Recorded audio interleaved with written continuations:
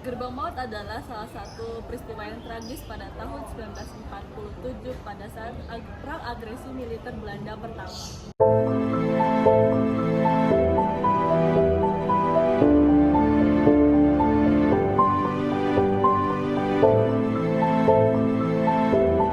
Pada tahun 1945, Indonesia telah memproklamasikan kemerdekaan.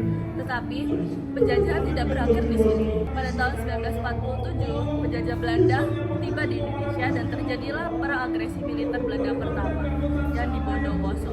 Pejuang Bondowoso akhirnya menyerang Belanda, tetapi pejuang-pejuang Bondowoso terkalahkan oleh Belanda dan mereka masuk ke dalam penjara Belanda. Karena penjara yang ada di Bondowoso itu sudah penuh dan akhirnya pejuang dari Bondowoso ini akan dipindahkan ke penjara Bubutan, Surabaya. Pada tanggal 22 November 1947, mereka diberitahukan bahwa mereka akan dipindahkan ke penjara Bubutan, Surabaya. Pada tanggal 23 November 1947, bertepatan pada subuh hari, mereka dibanguni oleh penjajah Belanda dan mereka dipindahkan ke lapangan sambil menunggu matahari terbit. Dan setelah matahari terbit, mereka dipindahkan ke stasiun dan dibawa dengan kereta dengan mempunyai 3 gerbong. Ini adalah salah satu gerbong yang membawa 100 orang dari penjara Bondowoso dipindahkan ke Bubutan, Surabaya.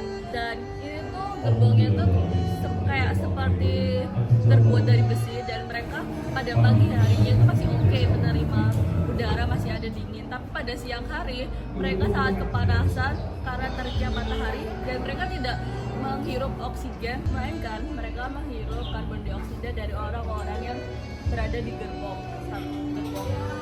Setelah sudah ada dalam satu gerbong itu sudah ada yang meninggal, para pejuang-pejuang Bondowoso ini sudah mengedor bilang kepada Belanda, tetapi Belanda tidak peduli dan tetap menjalankan kereta itu. Pada gerbong pertama mereka berhasil untuk membuka seperti satu war gitu dan mereka bergantian untuk menghirup oksigen.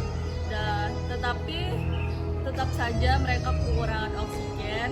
Setelah sampai di stasiun Wonokromo, Surabaya, mereka dibangunin, digedor-gedor sama Belanda, tapi tidak ada satupun yang turun dan tidak ada satupun yang menyaut. Dan akhirnya Belanda membuka gerbongnya dan melihat banyak orang yang sudah meninggal.